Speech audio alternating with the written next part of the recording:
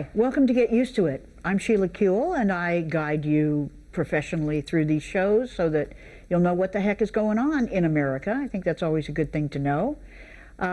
We spend a lot of our shows talking about issues of interest or about the lesbian, gay, bisexual, transgender community. But occasionally we have to look at issues that are much broader than just our community, but touch on our community. And one of those issues has been and continues to be HIV AIDS. It's my pleasure today to have as my guest Phill Wilson, who's the executive director of the Black AIDS Institute and longtime activist and knows everything about everything. And today we're going to talk about AIDS and America, some of the demographics about AIDS, if people need reminding or have some new information, talk about how we got where we are and maybe, hopefully, where we can go with it. So welcome, Phill. Thank you for having me. It's always a joy and a pleasure to spend an hour with you. It's my pleasure. Well, let's talk a little bit about sort of the state of the nation about AIDS. Tell us, bring us up to date on what's going on and how communities are affected. Well, you know, it's funny, depending on where you're looking and who you're talking to, you could think that the AIDS epidemic was over in America, and nothing could be further from the truth, especially in some communities. HIV/AIDS in America in the year 2005 has become nearly a black disease. And no matter what lens you use, whether you use the lens of age or the lens of geography or the lens of gender or sexual orientation, African Americans are disproportionately impacted. Among women with AIDS, African American women represent 72%. Now, among men with AIDS, African American men represent 40%. Among gay men with AIDS, AIDS is generally perceived to be a white gay disease, but African Americans represent 30%. Among adolescents 18 to 24, 80%. Now, so no matter how you look at it, now every day the disease gets darker and darker and darker. That's not to say that AIDS does not continue to be a problem among white gay men. It does. It does not suggest that other minorities are not impacted by the epidemic. They are. But over the last few years, there's been kind of a shift away from the domestic epidemic toward the global epidemic, as if we couldn't do both. Well, and as if everything is just getting much better here. Right. I mean, Exactly. I think most of us remember the presidential debate where a question was given to both of our candidates, President Bush and Senator Kerry, about AIDS and black women, and they both knew nothing but to talk about Africa. Right. Well, and, I mean, a little bit. It was amazing watching this scene. There's Gwen Ifill, this African-American journalist, Right. asking Vice President Cheney and Senator, God, I can't believe I just went a blank on that. Senator Edwards, Right. and specifically asking them about AIDS and African-American women, and adding the caveat, I'm not talking about the global epidemic. And they just blew the question off. Vice President Cheney said he didn't know that African American women were disproportionately impacted by AIDS. And watching that, my heart just sank. And as I immediately got on the phone and began to call black women that I know, and was like, "Are you watching the debates? Are you watching the debates?" And it's just a really sad state of affairs. But it does kind of speak volumes about where we are with this epidemic, and it actually speaks volumes about why the epidemic is growing in some communities. Well, it's interesting because I think primarily what we see when we see anything in the press or in the news, talking about the epidemic having lessened among white gay men, although what they say is gay men. Right. And then a report that it's beginning to grow again. Is that the case? Well, it is. One of the things that happens particularly over the last 4 years, where we've had flat funding for prevention efforts by the federal government, flat funding for treatment efforts by the federal government, a kind of changing of focus from the domestic epidemic to the global epidemic. The media kind of has put it on the back burners and people are in fact living longer, and that's a good thing. As a result, people do not see it as the pressing issue that it continues to be. And that's true whether we're talking about gay men or whether we're talking about young folks or whether we're talking about African Americans or other people of color. In the gay community, we see people who think that people who are feeling better, You know, they're living longer. They're starting to get back active in all sorts of ways, including sexually. We see rises in the use of crystal meth in the gay community. We see rises in cases of unsafe sex in that community. We see now not the kind of aggressive HIV prevention efforts that were there. In fact, we see changes happening at the CDC that suggest that the CDC is going to prioritize simply testing and partner notification, now, to the detriment maybe of comprehensive prevention messages.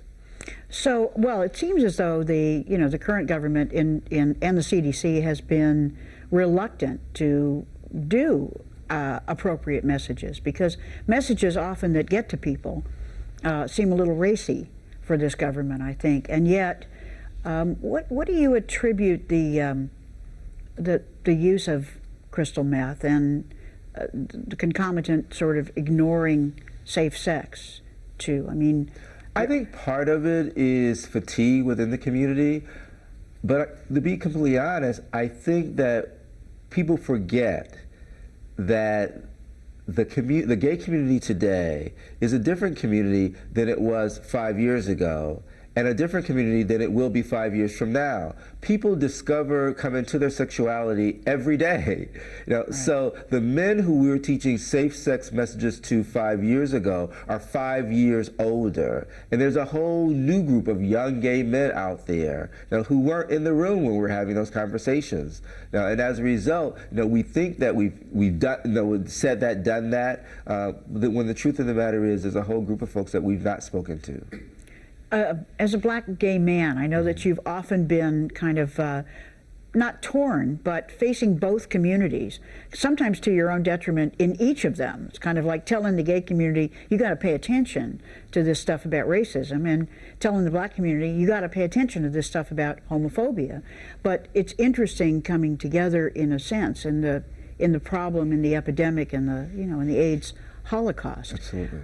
What is the what is the attitude and what are the demographics in the country around AIDS? You said the black community is disproportionately affected, but it's the straight people in the black community? Well, across the sexual diversity of black communities, quite frankly, it's estimated that up to a third of young black gay men may already be infected. Mm-hmm. Black women are 23 times more likely to have HIV and 13 times more likely to die from AIDS than white women. Mm-hmm. Every day 16 black men die from AIDS in America. So no matter how you look at it, the black community is being devastated by this disease. And one of the driving forces of that really is the fact that we still have not invested in the capacity and infrastructure to fight this disease in black communities. And unless and until we develop a national coordinated mobilization in black communities, we're not going to solve this problem. We've made advances, but they've not been enough and they've not come fast enough. So talk a little bit about what the attitude is in the black community or communities about AIDS. I mean, are we talking a lot of denial? Are we talking desperation or just despair? What's it feel like in the community? It's interesting because I think that when you kind of do these surveys, these knowledge, attitudes, and belief surveys, what you find is that African Americans are concerned about AIDS. They think it's a big problem. They're fatalistic about AIDS. They don't think that we're winning the battle. They don't think our government is doing enough. The RAND Corporation just released a study that showed that a huge percentage of African Americans believe that HIV/AIDS is a conspiracy. Now, that the government is out to get us. Now, and folks who believe that it's a conspiracy, those conspiracy thoughts hinder prevention efforts. Now, so that's a major barrier that we have to deal with. Let's talk more about that, because I think this is not the only area and the only community where what you already believe and think can be very harmful because it keeps you from taking appropriate action to protect yourself, and how these things kind of affect you. You said that the RAND study indicated that an unusually large percentage of people in the black community believe that the United States government has infected the black community with AIDS. That's right. That's right. That's Right. what you said? Right. Now, how does this notion sort of, how does it occur? I mean, how does it spread through the community and people believe it? I don't mean to sound too naive. I understand why any community wouldn't trust the federal government, but, you know, say more about this. Well, you know, conspiracy theories aren't new, and they're not unique to the black community, but one of the problems as we deal with conspiracy theories is, first of all, in an environment where there are conspiracy theories, people are disempowered to take action. People feel fatalistic. If the government is out to get me, and I believe they're going to get me no matter what I do, then why should I use condom? Why should I try to protect myself? But the other thing is that people who believe in conspiracies are often just dismissed out of hand. And in the experience of black Americans, that's a huge mistake. Slavery was real, and it was a matter of governmental policy. Jim Crow was real. The Tuskegee syphilis trials were real, and they were government clinical trials. The bait and switch on the war in Iraq was real. The Rodney King was real. Police brutality is real. So our experiences are real experiences that make us particularly suspicious of governmental action, and you have to acknowledge that. But at the same time, I think that African Americans in general, we have to ask ourselves, are we developing maladaptive behaviors because of these experiences, or are we developing adaptive behaviors? The truth of the matter is that whether it's a conspiracy theory or not, African Americans are dying from AIDS, and we have to do something to save our lives. Regardless of where the virus came from, we have to do something to save our lives. And we have to empower ourselves to take action, and we have to demand that all of our institutions take action to fight this disease. You referred to the Tuskegee medical trials, and there may be people watching the show that don't know what that was, because as that was proven to be true, seems to me one of the reasons why the community would think, well, they did it then, they could have done it now, in a way that so that makes it more difficult to dismiss it in the community. Will you tell about those experiments? Well, the Tuskegee syphilis trials were a natural history clinical trial to see what happens if syphilis went untreated. And they continued what was unethical about it is they continued the trial long after penicillin was discovered and there was treatments for syphilis. And part of what feeds into the conspiracy theory is that people don't really understand what really happened at Tuskegee. People think that people were given syphilis. They actually weren't given syphilis. That wasn't the unethical point. But they were denied treatment. Fast forward to HIV and AIDS, one of the common beliefs in African American communities is that there is a cure for AIDS that they're holding back from us. It's kind of deja vu, if you will. And that's why it is so important for us to keep the issue out front. And most importantly, that is why it's important for there to be more credible black voices that are speaking out about HIV and AIDS. One of the things I'm really happy about is that now there is a National Black HIV/AIDS Awareness Day. It's February 7th. Now, that's a day where African Americans are encouraged to think about this disease, to talk about this disease, to take action, to get informed. What you don't know can kill you, to get tested, knowing your HIV status can save your life, to get treated. If you're HIV positive, there are treatments that are available that can extend your life, and to get involved. Now, in terms of, it's interesting because when we first started seeing the epidemic, and before it even was called AIDS, right. When it was called GRID, when it was the gay-related immune deficiency, right? Because the gay community, was considered so despicable. A lot of people said, well, this must be God's wrath on them. And then we saw that it was drug users who were getting HIV/AIDS, and people said, well, that's God's judgment on them. But it can't be God's judgment on black people. Right. I mean, there's just not that attitude in this country. Right. But it's interesting to me how we hear so little about the fact that it is the black community that is disproportionately affected in this country. In a way that kind of blows the theory about God's judgment. But also it's just another way. You either treat a community as despicable openly, or you treat them as invisible, both of which have occurred, I think, to the black community and the gay community. I mean, there's a lot of sort of uniformity there. But it still seems to me that the federal government, and probably all the state governments as well, have not participated as much in AIDS education. I want to talk about education for a minute, and then I want to talk about treatment. What do you see as the state in the country of AIDS education, of funding, of how it's being accomplished, of how successful it might be? I don't think that we're in a good place. I think that nearly 25 years into the epidemic, we certainly need to retool our messages. I think that the fact that we're not investing new dollars to create new HIV prevention messages contribute to the epidemic we're now seeing in different communities, particularly in Black America. I think that there's been a rollback, kind of a conservative rollback against messages that work.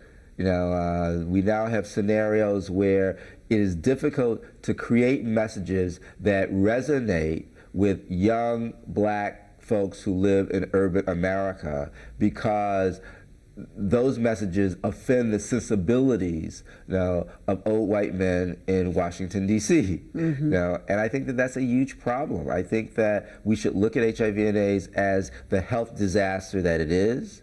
We should figure out messages that work, and we should use them, and we should find out what works from those target populations that we're trying to reach. Well, it also seems a kind of a anti-youth bias, because we're saying it's a lot of young people who are becoming infected. It's a lot of young people who are not getting the messages. We're not shaping the messages maybe so that they can hear them, or, you know, whatever. But it's also, I wonder do you think there's a kind of dismissive attitude about young people too? I think there's a dismissive attitude about young people, but I also think that it's broader than that. I think that sadly, America has become a them and us as a country. You know, we talk about red states and blue states. We talk about conservatives and liberals. We talk about straights and gays. We talk about old people and young people. You know, it's all about them and us, you know. And the tragedy about it is that in many ways in America, when we are strong, you know, there is no them, there's only us, you know. And when we are honest, there's only us. Because the truth of the matter is, what happens to you impacts the quality of my life, you know. And the more we understand that, the better off we all are. But there's also the need for information. I mean, it's interesting to me. I mean, I've lived long enough to see new technologies and new information technologies start up. Right. And we have more overload, information overload now than we've ever had. That's right. I mean, we have 237 channels, and we've got radio coming down from the sky. You can subscribe to this and subscribe to that and read as much as you can, and then you've got your email and online and all this stuff. Still, it seems like one of the most potent weapons in order to maintain a them and us attitude is to suppress information about when it's happening to us. That's right. And just only talk about when it's happening to them. That's right. Or it's happening to them and therefore it's not important. So when you look at the overall... Because they're not important, and that's the important thing to understand. You know, and if you kind of connect the dots of how dangerous it is for America to develop attitudes where they're not important. There's this poem from the World War II and the Holocaust where they talk about when they came for the Jews, I did not speak up because I wasn't Jewish, and when they came for the anarchists, I did not speak up. And it gets to the point where the end line is, and when they came for me, you know, there was no one left to speak. And if you kind of follow the dots on HIV and AIDS, we're walking down that line. If, in fact, we had responded in an appropriate way when we thought that HIV and AIDS only impacted white gay men, now, and responded to a health emergency, we would have been able to stop this disease, you know. And then when we perceived that it was drug users or Haitians or whatever, every step of the way, it was another them, you know. And at every step of the way, the disease grew and grew and grew and grew to where we are today. So in the treatment arena, what's the state of AIDS in America now? I mean, I think people imagine that there are wonder drugs, not a cure, but, you know, wonder drugs. A lot of people living with HIV/AIDS and living longer, which we're very happy about. Absolutely. Some of us particularly so. Yeah, some of us particularly so, and those of us who are your friends particularly so too. But what is the state generally? Because we tend to be pretty sanguine about it and think everything's kind of cool. It's kind of a good news, bad news scenario. The good news is that there are drugs available. People are living longer. The bad news is that those drugs aren't perfect. You know, they're strong, powerful, often very toxic drugs. There are horrible side effects sometimes. We don't know how long people can live on these very strong chemical therapies. You know, the other kind of quasi-bad news is that people can forget, you know, how deadly this disease is. And finally, the bad news is people are often not able to access the drugs because we've not been expanding the resources to keep up with the number of people who need the drugs. You know, a huge percentage of people who are living with HIV depend on public support for their medications, either Medicare or Medicaid or the Ryan White Care Act, you know, and all of those programs, you know, are, you know, being shattered, you know. Well, it's the state of health care in the country. Right. I mean, now we have the issue of insured and non-insured. In California, about 80% of our people are insured, and that's supposed to be good news. But in a state of 35 million people, that means that 7 million people have no insurance at all. Right. And another huge percentage are underinsured, Right. which, for the most part, because they're not covered for pharmaceuticals. That's right. Or dental or vision or, you know, mental health or a lot of other things. And when your life depends on treatment, which is pharmaceuticals, you know, of course that's going to be the case. So that all plays in, I think, to the larger healthcare crisis that we have. Because I think people are also assuming you get HIV and AIDS, you're going to be taken care of. Somehow you're going to be taken care of, but that's just not. It's not true. Now, and it's becoming less and less true every day. Now, when there is flat funding for treatment, and you have people getting newly infected every day, and you have people living longer, it's simple math that sooner or later you have more month left at the end of the money. Right. Now, in this state, we're having discussions about waiting lists, you know, for coverage for drugs. You know, we're talking about, you know, rearranging the formulas for all sorts of public health benefits, and it creates a further, you know, fraying of the health delivery system that is already overburdened. You know, another aspect of education, too, is whether you can reach every young person in every school with information about it. In California, and I think in a number of other states, but not all of them, we're required to teach a unit in middle school and high school about HIV and AIDS. Required. Not required to teach sex education, but schools can do it if they wish. And the curriculum has to be medically accurate, you know, a lot of other things. There's enormous pushback from the conservative population about even giving information about HIV/AIDS. Do you have experience in terms of that aspect of education? Well, you know, I am often shocked when there is, you know, a deadly disease like HIV out there, and we want to withhold information that can save young people's lives. You know, I just get absolutely baffled how that works, how people kind of twist their brains to think that that is a good idea. You know, I'm of the opinion that we need to make sure that our young people have to have every single tool out there to protect themselves. That means they need to know about abstinence. That means they need to know about sexual responsibility. They need to know about delayed gratification. They need to know about condoms and dental dams and oral sex and all of those things, because that kind of knowledge, the full spectrum of comprehensive prevention, is what's going to save people's lives.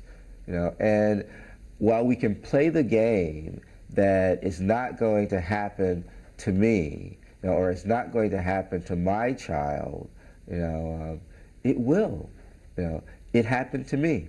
It can happen to you. It can happen to anyone. And the only way that we can prevent that is to make sure that people have minimally the information they need to protect themselves and the wherewithal to use that information. You talked a little bit about how one community is affected, and we say, well, I mean, I know when Reagan was president, we couldn't even get the attention of the federal government in terms of the fact that this was a gay disease, but a serious one. And then another community is affected, and then another community and another.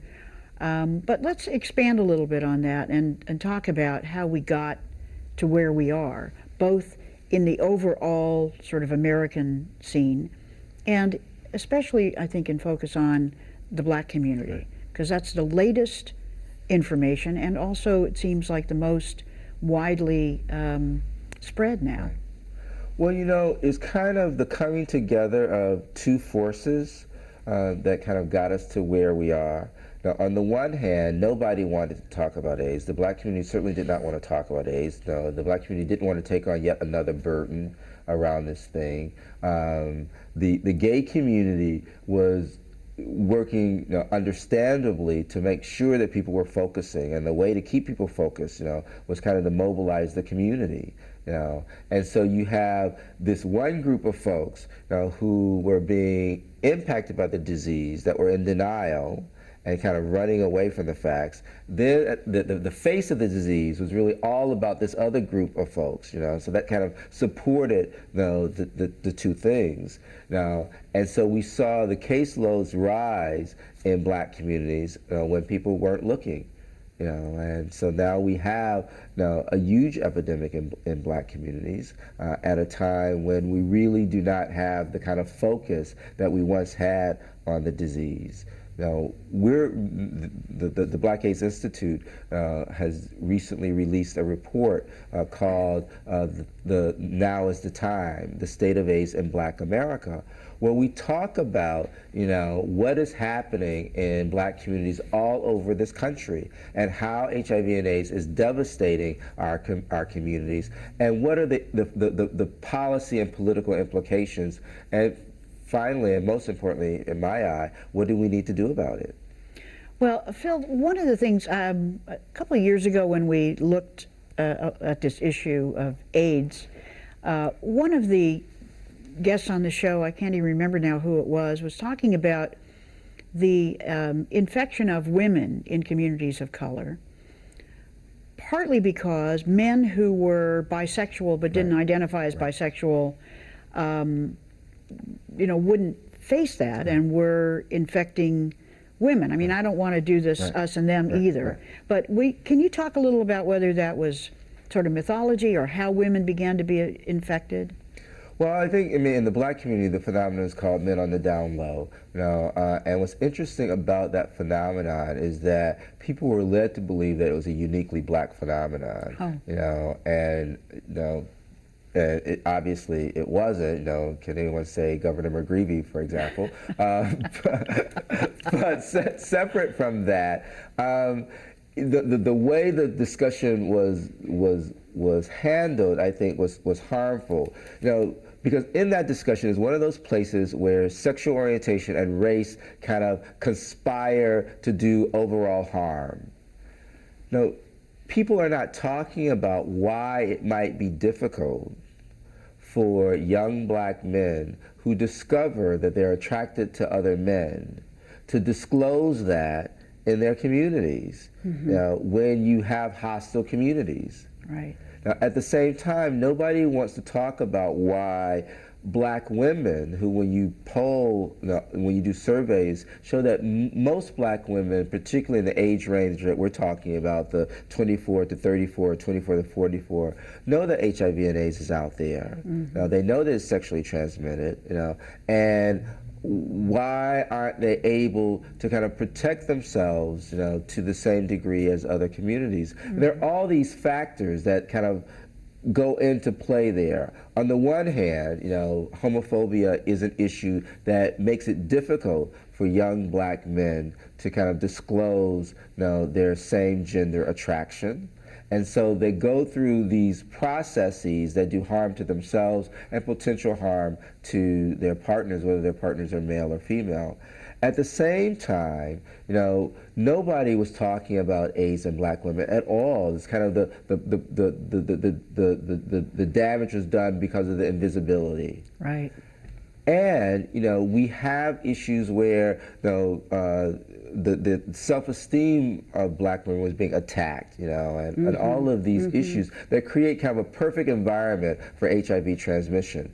Now, from my point of view, I think that the discussion should really be about figuring out how to protect yourself without regard to the gender of your partner or the gender of your partner's partners. Right. Because when people, particularly as we look at this download phenomenon, when it was like, you see all these stories about how to tell if your man is sleeping with another man, as if the virus cares. The virus is as deadly if your partner gets it from heterosexual transmission or homosexual transmission or through drug use. Right. And so we need to figure out how to protect ourselves no matter what our partner is doing. But if it's sexually transmitted, it seemed like, I remember when Ruth Slaughter, who was working with women around domestic violence issues, was really upset that there was no conversation about how rape or marital rape or partner rape figured into the transmission of HIV/AIDS, because what choice do women have? Let's say they will insist. They have to insist that their partner use a condom. That's right. It's like, I wish there was some way for women to make the choice, and then, you wouldn't have to worry about what the guy was doing. That's right. But so far, that's what we seem to have. So it all seemed, not just in the black community, but it all seemed to kind of fit in together so that people were having trouble standing up for themselves to protect themselves, and even thinking about the need to protect themselves. No, I think that, again, it goes back to our earlier conversation about the them and us, and that we're all better if we all, in fact, are encouraged to protect ourselves. When we're all told that, to kind of, to use a cliche, if you will, we're all God's children. That God that was wreaking vengeance, on gay people, nearly 20-some years ago with HIV and AIDS, is not the God I worship. My God thinks that all human beings have value, and so if that's so, then gay men need to have the tools they need to protect themselves. Black women need to have the tools they need to protect themselves. Prisoners need to have the tools they need to protect themselves. Now, young folks need to have the tools that they need to protect themselves. So, sort of started to have that conversation, but sort of where do we go from here? What would you see as the elements of, and some of them we may have touched on, but I think it's good to have them all in one package. What do you see as the elements of where we go from here, how we impact people's lack of knowledge, people's lack of education, even lack of treatment? Well, I think on the macro, we really need to go back to some of the basics to remind people that this is your problem. You have to deal with it. One of the things that we're doing is mobilizing traditional black institutions to say to folks, in some ways, just like it happened in the gay community, that if you are a black institution, you have to deal with AIDS. If you're a black organization, you have to deal with AIDS, because AIDS is a black problem. And so whether we're talking about black media or black elected officials or black civil rights organizations or black fraternities or sororities or community groups, Everybody has got to deal with this issue, and it's through that kind of coordinated consciousness, that we can bring about change. I do this thing in black churches where I go and I ask folks, if you will, if you feel comfortable and you're living with HIV or AIDS, please stand up. And you get a few people stand up. And then I say, if you have someone in your immediate family who's living with the disease or died from the disease, if you have a neighbor or a coworker or someone you went to school with, or your neighbor's child, your coworker's child, and I begin to talk about folks, about the postman, and the mailman, and the lawyer, and the TV anchor person, and all of these people. And by the time I'm done, almost everyone in the church is standing up. The tragedy of that story is that we've gotten to the point that we all know someone who is either living with HIV/AIDS who died from the disease. That breaks my heart because it didn't have to be that way. But it's a powerful mobilizing tool because it makes people understand that it is all of our problems. And the only way that we're going to solve it is for all of us to participate in finding the solution. Well, in the gay community early on, absolutely, it was a very radical thing to do, to agitate about education and treatment for HIV/AIDS. It was the radicals, the progressives, right, who were doing it. In the black community, are you viewed as that kind of a radical? I mean, are there people sitting in? Are there people getting arrested? Are there people standing up for this? Or is this a different time where the work is different? I think it's a different time and the work is different. I think that it's a different community, and so we operate in different ways. My philosophy is that, and I didn't invent it or anything, but you meet people where they are. I mean, there's so much work that needs to be done that we don't all need to do the same thing. And if you're not able to talk about condoms, I am, but maybe you can talk about treatment. Maybe you can talk about compassion. If you can't talk about treatment, I can. And so basically, I view my job is to kind of get people engaged, because, if we don't solve this problem, we are all in peril. I mean, it's really as simple as that. And the flip side of that is the lessons we learn in this struggle, we can apply to so many other things. Well, I know that your organization has done some PSAs about this. Tell a little about that, and then we're going to show you one. Well, I'm really excited that that black folks are stepping to the plate now on this around HIV and AIDS, particularly young hip hop artists and young black Hollywood. So we've developed a PSA campaign that involves young black celebrities from Hill Harper to Matthew St. Patrick to Queen Latifah to LL Cool J to Snoop Dogg. To Missy Elliott, Alicia Keys, have all come together to participate in this AIDS awareness campaign, beginning with encouraging people to get tested. We're going to roll out a campaign that talks about getting treated. We're going to roll out a campaign that talks about getting involved. We're partnering with Cable Positive to kind of distribute this campaign to cable networks all over the country. And it's just a really exciting effort. We're working with BET and TV One, and this campaign, I'm very, very excited that it was so easy to get them engaged. Everyone said when we came up with the idea, well, they won't want to do it. But what struck me is when we began to talk to the artists about the disease, person after person after person said, my brother has AIDS, my sister died from AIDS, my homie has HIV, and again, all of us are kind of touched by this disease, but we're isolated because we're not talking about it. Danny Glover's brother has AIDS. Flex Alexander's brother died from AIDS. So it is something that is happening in our community, and people are starting to turn around, and that makes me so proud. Well, there's only 40 people in the state Senate out of 35 million in California. One of my colleagues' brother died of AIDS. I mean, it is everywhere. And if we started to do what you were doing in the churches and said, "Do you know somebody?" I mean, it would be everybody of the 40 of us. That's right. But I think it'd be good if we saw one of the PSAs, one that's sort of aimed at men and women. You have one specifically for men, one specifically for women, but this one is for both. We'll see it now.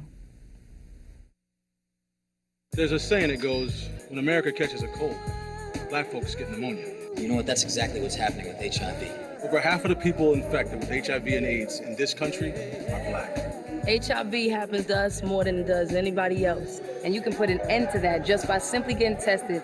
Be safe, don't be sorry. The more you know is the more you know. If you don't know, you won't know. Go, get checked, make sure, breathe a little easier. Feel me? Get tested for HIV. Because if we don't step up, who will? That's a good one. That's a good one. Are the other two like that too? Yeah, there's one only about women, and there's a short one with Maya talking about the disease, and then there's one that with the men. Yeah. Well, I think it's very powerful to have. I mean, it's an interesting thing to me how people who are celebrities, not more than celebrities, artists, musical artists, especially I think for young people, have so much power to say this is the right thing to do, and I'm glad that they got engaged in it. But people who are doing nothing bad about them, but the people doing the real work day to day, like you, have to really design the ways in which this is happening. Is there a national organization thinking about how to move us through the next 10 years?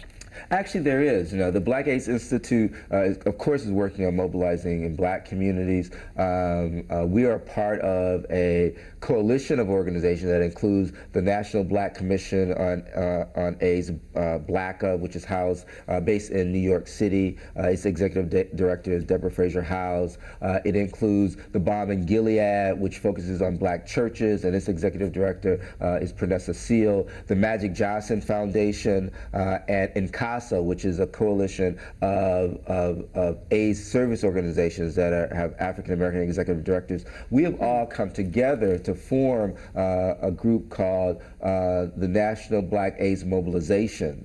And the goal of that coalition is actually to do exactly what you said, to strategize from a national perspective on how to mobilize black folks.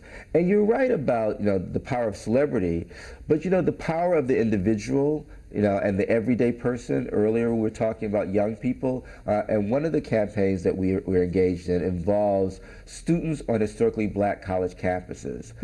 And we've developed the first national magazine that is written and edited and published by students on historically black college campuses.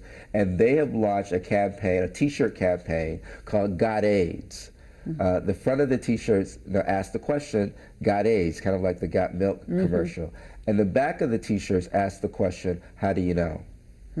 That's the campaign being done by students, for students on college campuses. So I guess the take-home message for me is that there is something for every one of us to do, and it's important for every one of us to do that thing that we can do. February is Black History Month. Used to be Black History Week, and now it's Black History Month. Exactly. That's a step up. And it's a long history in this country, and a painful history in many, many ways, but also a triumphant history. And this is part of the latest chapter.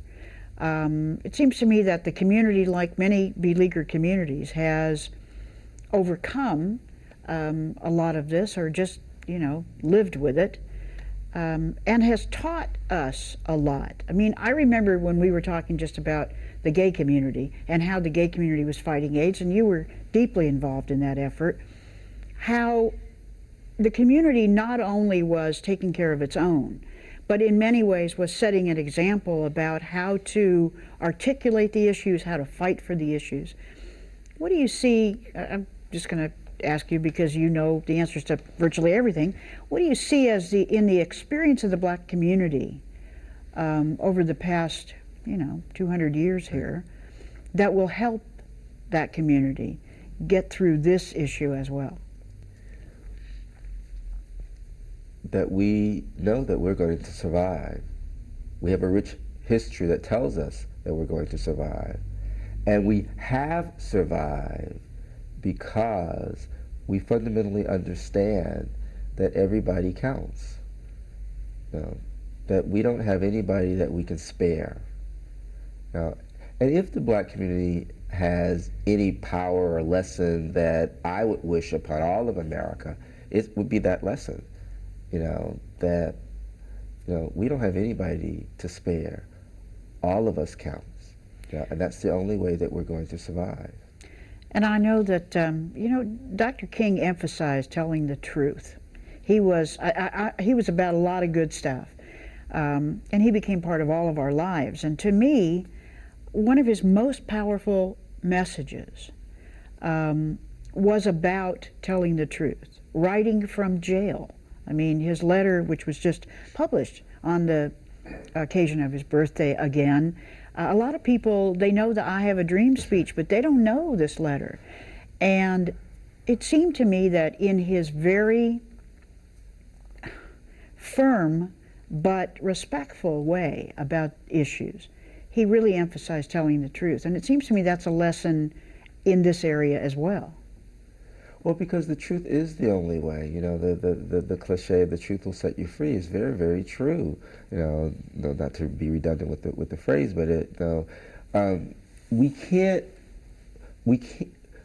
can't get through this unless we are able to see the truth, and unless we have the courage to look at the truth.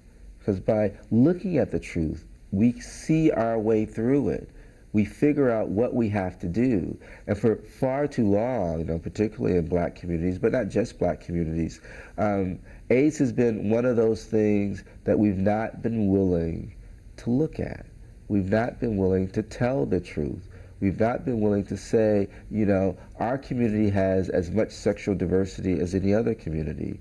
The HIV, in fact, is a problem in our community, and we have to deal with it. And that we have to deal with issues around domestic violence, and issues around gender disparities, and issues around sexual orientation and economic disparities. All of those issues are issues that we have to deal with in a black context, but we have to deal with as a society of the whole. Well, part of this truth-telling thing, I know that the LGBT community began encouraging coming out. Right. Now, it's very much the same with HIV/AIDS. You don't necessarily know that a person is infected by looking at them. You don't know that a person is gay by looking at them. So what we were saying was, you need to take power over this yourself, and you need to tell people, this is who I am. Has there been any move similar? I mean, I was struck by what you were saying you did in churches in getting people to participate. Maybe we need National Coming Out Day or National Coming Out Week about HIV/AIDS. Or a too. disclosure campaign, exactly. Yeah. I think that the campaign with the students is the beginning of that. That's what they were trying to get at. That you can't tell when someone has HIV, even though one of the myths is that you can. Right. And that we certainly are focusing on encouraging people to tell the truth about either their own HIV status or how HIV and AIDS has touched their lives. And that's beginning in communities, it's beginning at high-profile celebrity levels across the board. Well, I think that's part of the education piece of it, too. Do you see any change or action that we need to engage in order to make the government more responsive, or our sets of governments more responsive? Well, I definitely think that we need to make sure that our government does not forget that there's still a domestic AIDS epidemic, and that we're not distracted into believing that you have to do the global or the domestic. It's a Sophie's choice. We in fact can do both. It's a false paradigm. We have to do both. Well, and do we have borders around this stuff? I mean, it's a funny thing to talk about whether we... Well, be careful, because they might go there. That's right. I mean, this is about only, AIDS is out there. We've taken care of it here. That's where the money should go, although all that money he promised never showed up anyway. But what's the relationship between the global epidemic and the American epidemic? Well, you know, HIV has no respect of person or border or any of that kind of stuff, you know. So as long as it's active anywhere, it's active everywhere. And so, you know, it's kind of this game. I don't know if you remember as a kid, I remember there's this pop-up game where you press it here and then it will come up here. That's what happens with HIV. And that's why, you know, when you ask the question, what do we need to be doing? We need to be mindful that we can fight this disease and have to fight this disease on all fronts, the domestic as well as the global.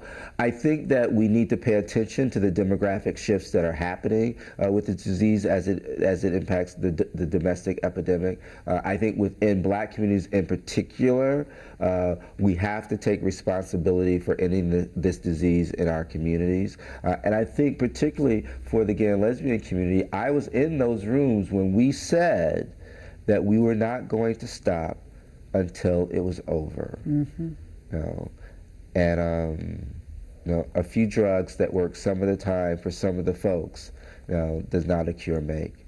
It's not over. You know, we're all still desperately needed in the front lines in the battle against HIV and AIDS. So, what would you say to this audience? I mean, obviously, the only people hearing us right now are the people watching us right now. Right. But it's a significant group around the country.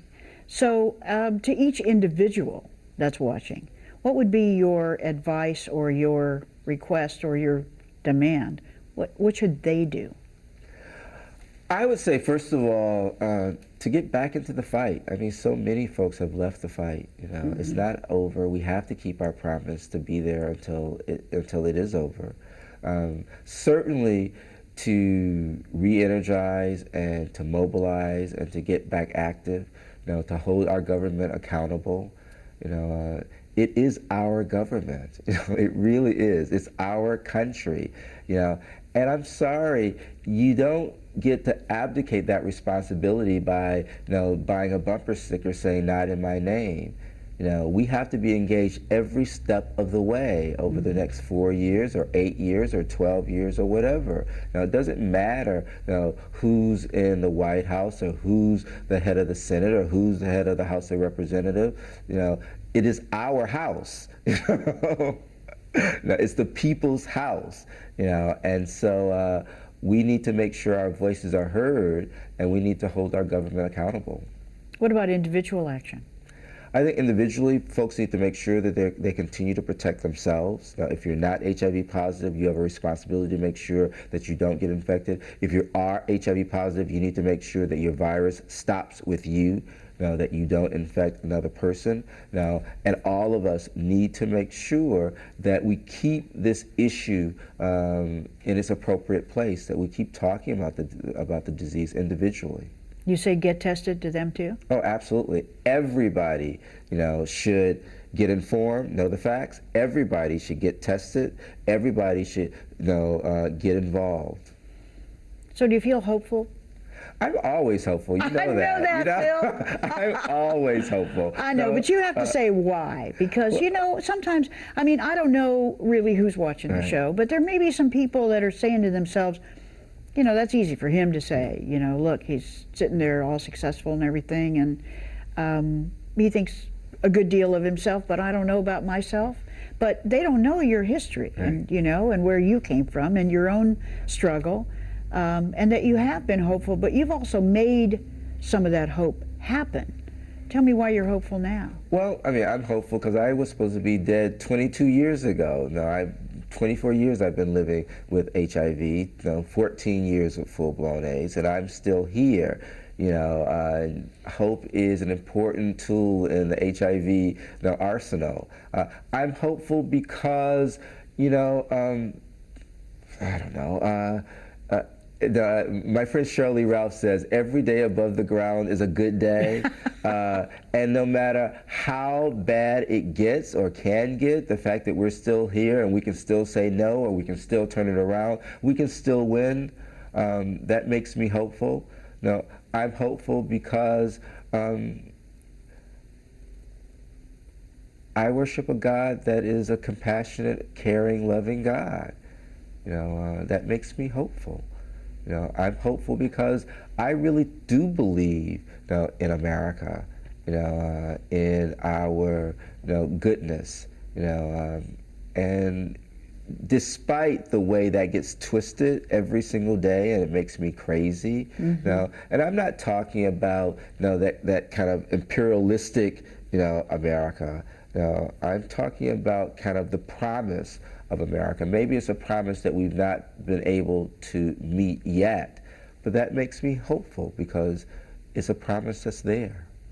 Well, one of the reasons I'm hopeful is because I've seen you working on this for years, and what an impact you've made, and people that you've worked with, and people you've inspired, and people who've inspired you. And it is true.